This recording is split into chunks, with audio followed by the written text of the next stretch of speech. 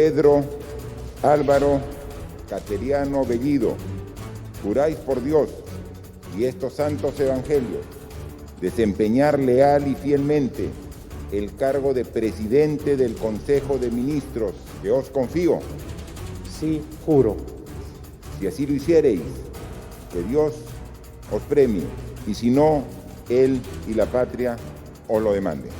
Ciudadano Mario Juvenal López Chávarri, juráis por Dios y estos santos evangelios desempeñar leal y fielmente el cargo de ministro de Estado en el despacho de Relaciones Exteriores que os confío. Sí, juro. Walter Roger Martos Ruiz, juráis por Dios y estos santos evangelios desempeñar leal y fielmente el cargo de ministro de Estado en el despacho de Defensa que os confío. Sí, juro. María Antonieta Álvaro Luperdi, juráis por Dios y estos santos evangelios desempeñar leal y fielmente el cargo de ministro de Estado en el despacho de Economía y Finanzas que os confío. Sí, juro. Jorge Eduardo Montoya Pérez, juráis por Dios y estos santos evangelios desempeñar leal y fielmente el cargo de ministro de Estado en el despacho de Interior que os confío. Sí, juro. Ana Cristina Neira Segarra, juráis por Dios y estos santos evangelios desempeñar leal y fielmente el cargo de ministra de Estado en el despacho de Justicia y Derechos Humanos que os confío. Sí, juro. Carlos Martín Benavides Abanto, juráis por Dios y estos santos evangelios desempeñar leal y fielmente el cargo de ministro de Estado en el despacho de Educación que os confío. Sí, juro. Pilar Elena Macetti Soler, juráis por Dios y estos santos evangelios desempeñar leal y fielmente el cargo de ministra de Estado en el despacho de Salud que os confío. Sí, juro. Jorge Luis Montenegro Chavesta, juráis por Dios y estos santos evangelios desempeñar leal y fielmente el cargo de ministro de Estado en el despacho de Agricultura y Riego que os confío. Sí, juro. Martín Ruggiero Garzón, juráis por Dios y estos santos evangelios desempeñar leal y fielmente el cargo de ministro de Estado en el despacho de Trabajo y Promoción del Empleo que os confío. Sí, juro. José Antonio Salardi Rodríguez, juráis por Dios y estos santos evangelios desempeñar leal y fielmente el cargo de ministro de Estado en el despacho de Producción que os confío. Sí, juro. A tono con la nueva convivencia, la juramentación de la ministra va a ser de manera virtual porque se encuentra en su cuarentena, precisamente recuperándose de la afección del COVID, que pronto la superará. Rocío Barrios Alvarado, juráis por Dios y estos santos evangelios desempeñar leal y fielmente el cargo de ministra de Estado en el despacho de Comercio Exterior y Turismo que os confío. Sí, juro. Jorge Rafael Belaúnde Llosa, juráis por Dios y estos santos evangelios desempeñar leal y fielmente el cargo de ministro de Estado en el despacho de Energía y Minas que os confío. Carlos Extremadoiro Mori, juráis por Dios y estos santos evangelios desempeñar leal y fielmente el cargo de ministro de Estado en el despacho de Transportes y Comunicaciones que os confío. Sí, juro. Carlos Lozada Contreras, Juráis por Dios y estos santos evangelios desempeñar leal y fielmente el cargo de ministro de Estado en el despacho de Vivienda, Construcción y Saneamiento que os confío. Sí, juro. Gloria Montenegro Figueroa. Juráis por Dios y estos santos evangelios desempeñar leal y fielmente el cargo de ministra de Estado en el despacho de Mujer y Poblaciones Vulnerables que os confío. Sí, juro. Kirla Echegaray Alfaro. Juráis por Dios y estos santos evangelios desempeñar leal y fielmente el cargo de ministra de Estado en el despacho de Ambiente que os confío. Sí, juro. Alejandro Neira Sánchez.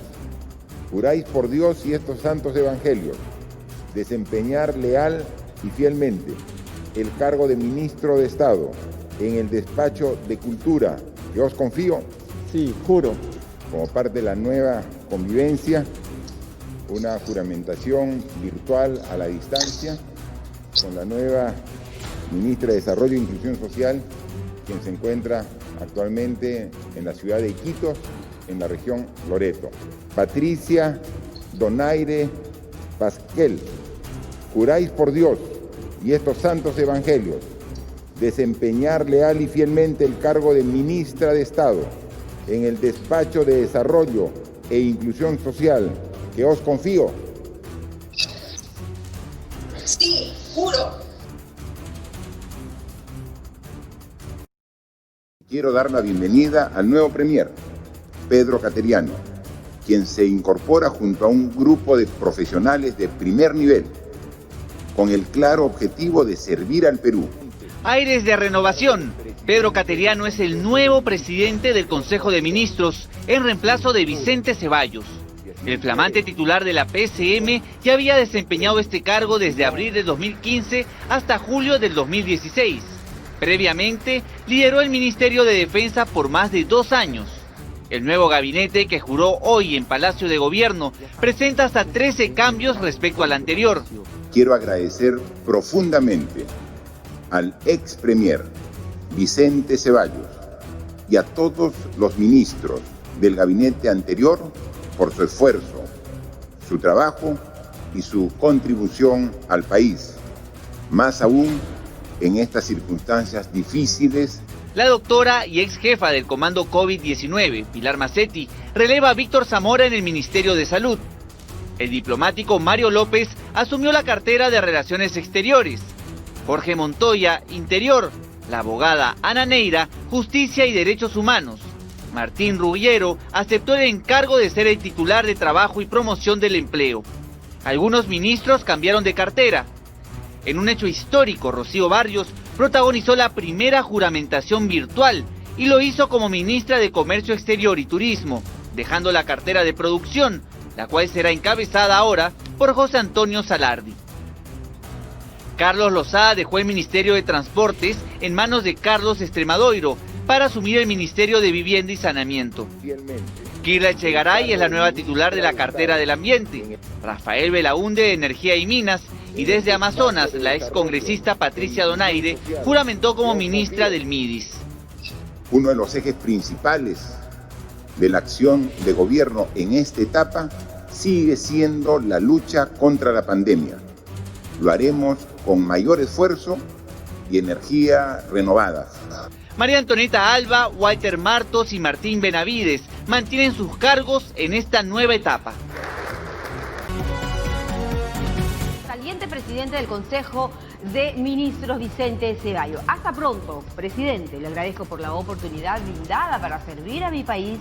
Asumí el reto respondiendo con esmero, compromiso y lealtad con nuestra patria. Hace 2 años juré como ministro de Justicia y luego lo acompañé en la PCM. Todo tiene un final. Me voy con lecciones aprendidas, compromisos renovados y como un ciudadano diferente y mejor al de ayer.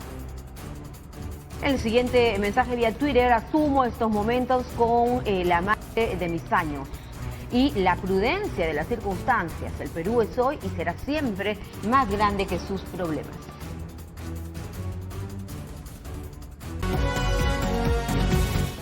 cambios oportunos en el gabinete. Al gabinete Ceballos, que hoy termina, le tocó una etapa muy dura, primero con la disolución del Congreso y luego con la emergencia sanitaria. Eso lo desgastó mucho naturalmente. Hay que reconocer el esfuerzo realizado. Y el cambio que introduce Cateriano es importante porque trae mucha sangre nueva. En realidad solo se quedan en el gabinete 8 personas de los 19 que lo integran, o sea que hay una renovación más que significativa, ¿no? Y es gente, mucha de ella, la gente que entra es gente de Cateriano, o sea que se nota la mano del nuevo premier, que es una persona con mucha experiencia política, que cerró además de ser ministro, además de haber sido congresista, cerró la administración de el presidente Humala. Él fue el premier el último año, que fue un año con un congreso también muy difícil. Ojalá que eso se pueda traducir en el establecimiento de unas relaciones de cooperación, mejores relaciones de cooperación con el Congreso que las que hemos tenido hasta ahora.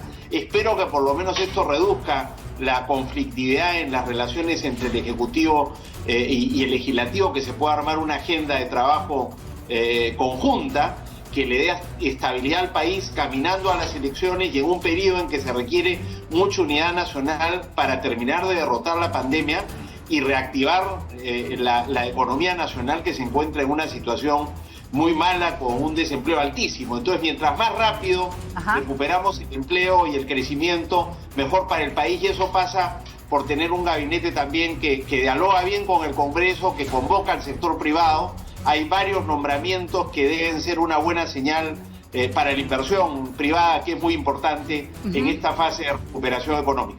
Creo que precisamente la firmeza del premier Cateriano, con su experiencia política, lo mismo se dijo cuando entró al final del periodo del presidente Humala, ¿no es cierto?, que eso iba a llevar a una confrontación permanente con el Congreso. Al contrario, ¿no es cierto?, tener un premier dispuesto a confrontar y al mismo tiempo negociar ayudó a estabilizar la relación con el Congreso. Espero que pueda ocurrir eso ahora.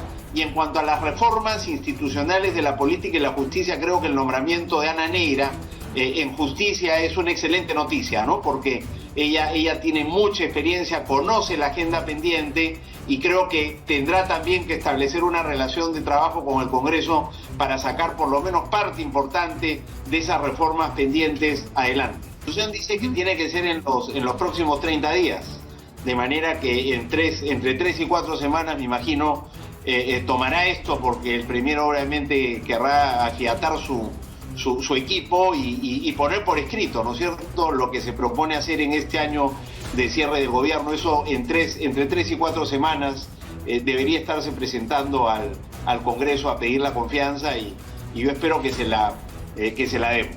Bueno, Pilar Macetti ya fue ministra, ha sido, digamos, en la práctica una colaboradora muy importante del ministro Zamora como jefa del comando COVID-19. Tiene mucha experiencia, está sobre el caballo, de manera que yo creo que es, digamos, también otro cambio importante. Le va a traer oxígeno a un sector muy golpeado por la tragedia. Hay confianza en ella, es una buena comunicadora, como digo, con experiencia, o sea que yo creo que un sector tan importante queda en buenas manos. Al igual que economía, hay cambios en los sectores productivos, además, que imaginamos contribuirán a armar un buen equipo económico que permita un buen alineamiento entre los ministerios para reactivar la economía. Y sobre todo, el ministro Cateriano también tiene vínculos buenos con el sector privado.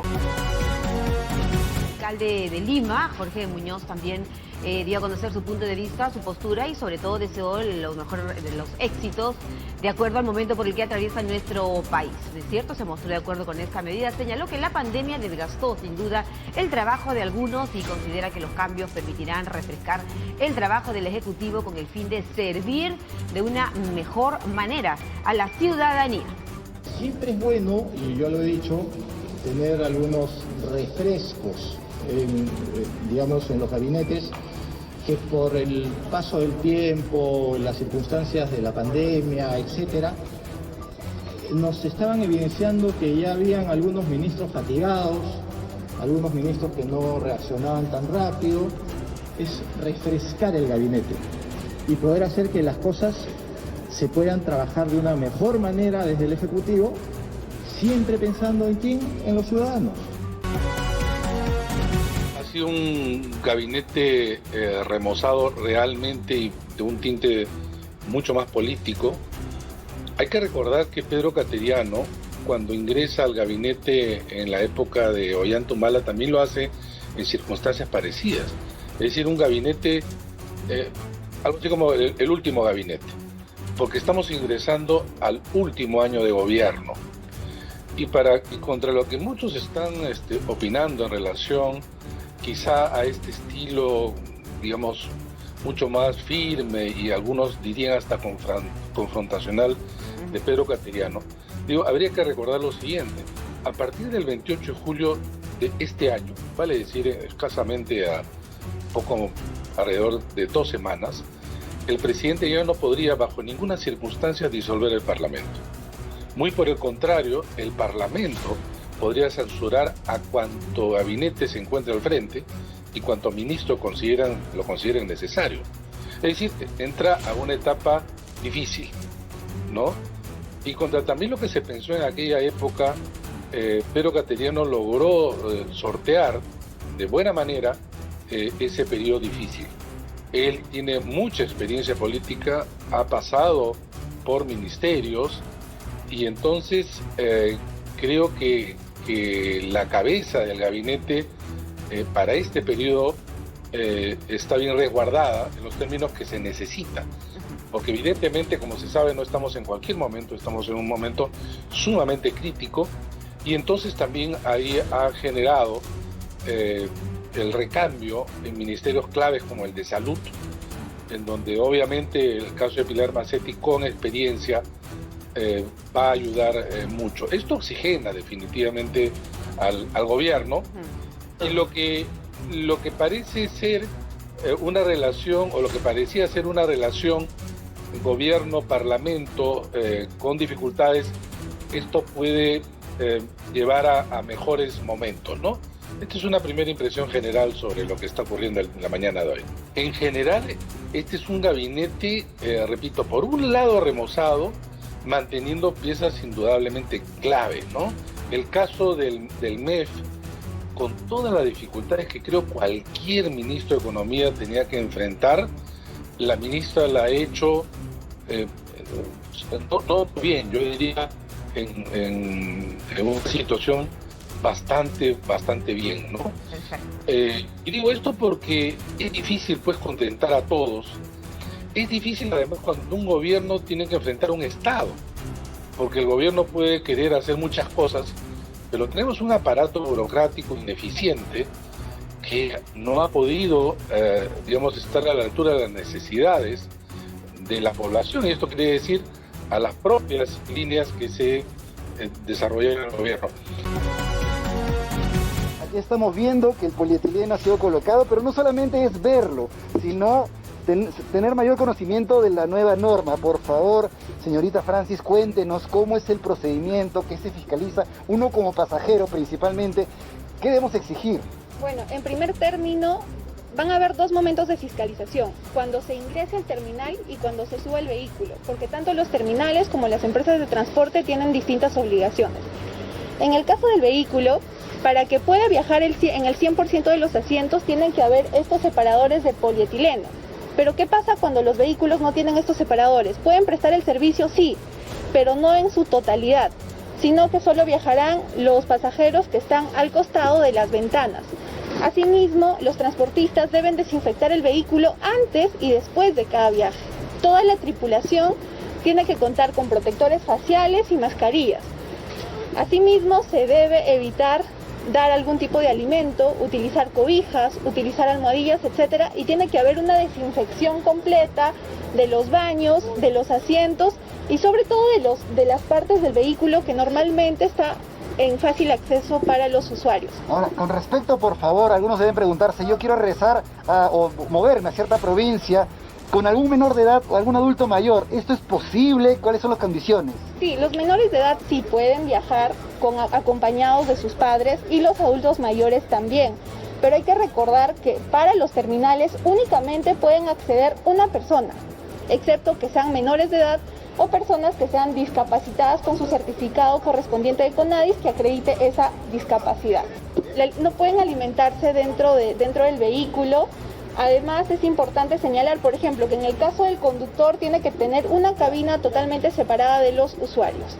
Asimismo, Sutran no solo fiscaliza que cuenten con estos nuevos lineamientos ante el contexto COVID, sino que el vehículo cuente con el CITB vigente, licencia de conducir y demás cuestiones de seguridad necesarias para la prestación del servicio.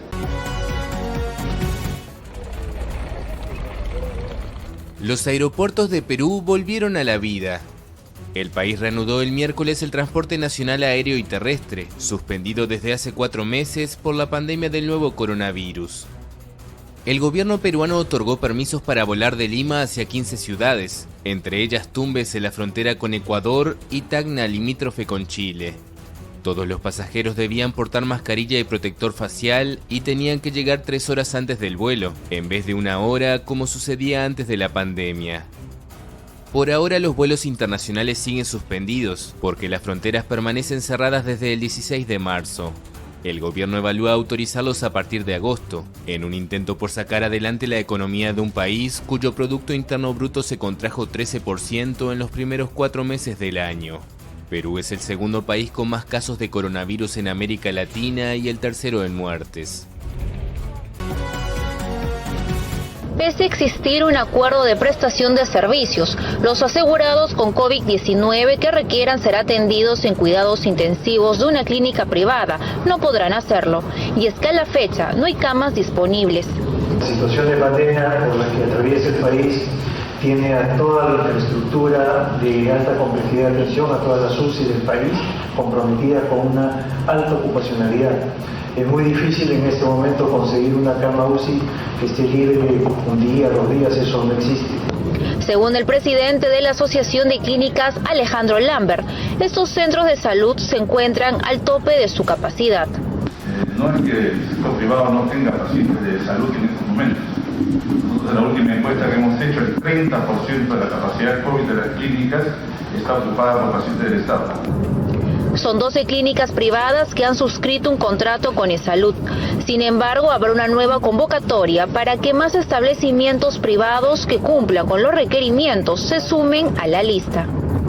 De que esta ha sido una primera convocatoria a la cual se han acogido 12 clínicas, que son las que en este momento están categorizadas, que tienen todo el personal y toda la disponibilidad. Hay otro grupo también de clínicas que en una segunda oportunidad lo va a poder realizar, porque esta se va a hacer una segunda convocatoria que no solamente es a nivel de Lima y Callao, es una convocatoria a nivel nacional. Sobre la devolución de los cobros excesivos a los asegurados, el representante de la Asociación de las Clínicas Privadas, Sebastián Céspedes, aseguró que están haciendo el monitoreo para realizar el respectivo reembolso.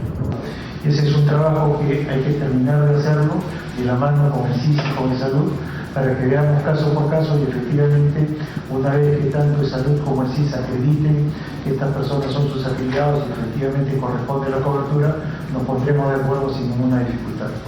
Por su parte, el jefe del Instituto Nacional CIS, Moisés Rosas, indicó que las clínicas y hospitales están obligadas a reportar la disponibilidad de camas al comando COVID, así no firmen el acuerdo. Agregó que la llamada tarifa plana acordada incluye todo, por lo que el paciente no debe hacer ningún pago.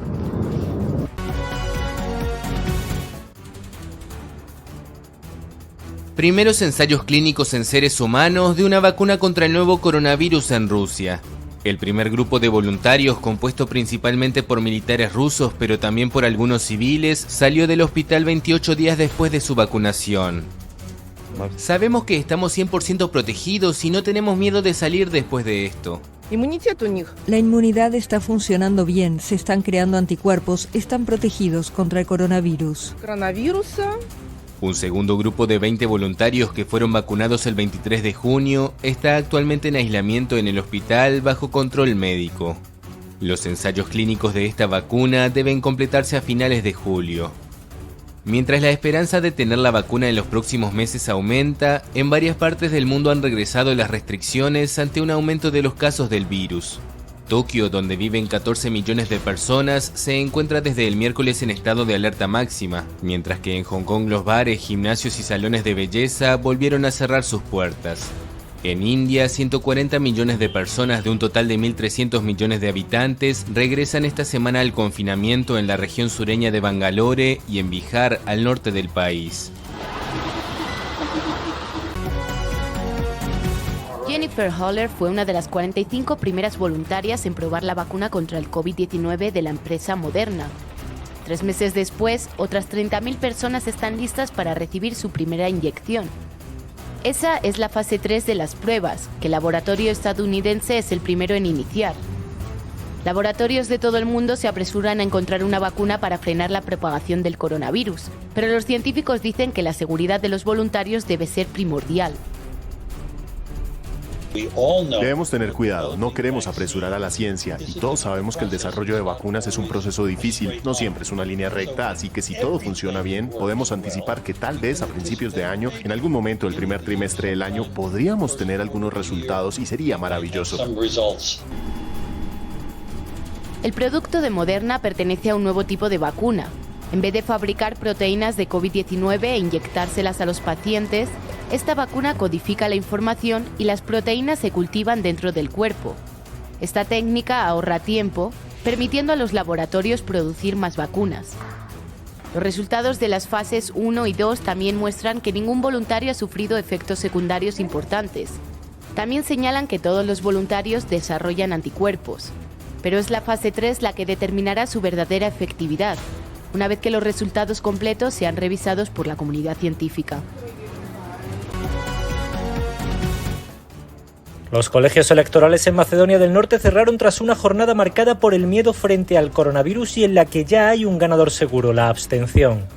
Los medios atribuyen este descenso sobre todo al temor ciudadano de votar en pleno repunte del coronavirus, pero también a la creciente apatía política, ya que por celebrarse en pleno calor veraniego la motivación de acudir a las urnas es más baja.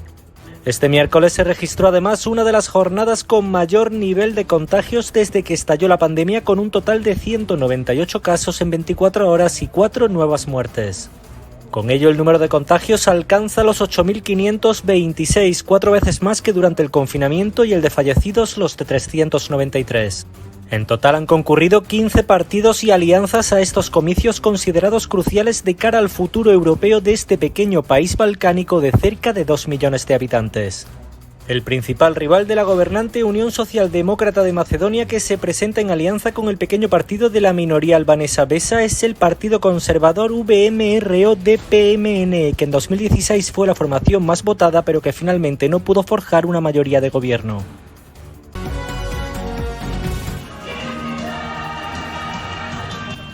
Después de más de 3 meses de cierre a causa de la pandemia, las puertas de Disneyland París abrieron este miércoles. La reapertura ha venido acompañada de importantes medidas de seguridad para dar confianza a los visitantes, a quienes los organizadores esperan devolver la magia del parque de atracciones más visitado de Europa.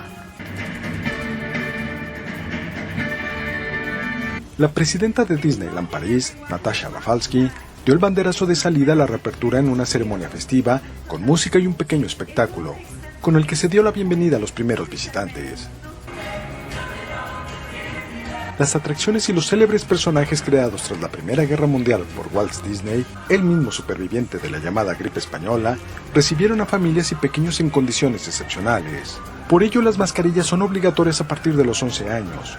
Más de 20 kilómetros de recorridos marcados en el suelo para guardar la distancia de seguridad y más de 2.000 distribuidores de gel hidroalcohólico por todo el parque. Además, todas las ventas se harán por internet, y aquellos que tengan una entrada sin fecha precisa deberán inscribirse para anunciar el día que quieren disfrutar del parque. El respeto de las normas de seguridad ha obligado a renunciar a los desfiles y otras manifestaciones en las que el público se juntaba más, al igual que cerrar los parques infantiles. Y por ahora, solo uno de los 6 hoteles que rodean al complejo se encuentra abierto, pero los gestores del parque aseguran tener un plan para ir subiendo de intensidad de forma paulatina.